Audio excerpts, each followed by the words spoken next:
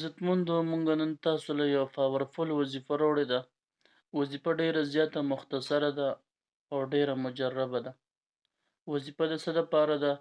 د دې دپاره ده چې یو انسان وایي زه د رزق پسې منډې وهم، رزق زما نه تښتي، پیسو پسې منډې وهم، پیسې زما لاس له نه راځي، تر دې پورې چې د خلکو هم زما نه نفرت دی، خلک هم زما خوا له نه راځي. نو داسې وظیفه ده چې دا وظیفه شروع کړي انشاءالله د دې په برکت سره به الله جل شانه تا له پیسې هم راولي، رزق هم تا پسې وي، خلک هم تا پسې وي او الله جل شانه به ستا هر حاجت پوره کوي. وظیفه د یو ټکي وظیفه ده او ډیره مجربه وظیفه ده.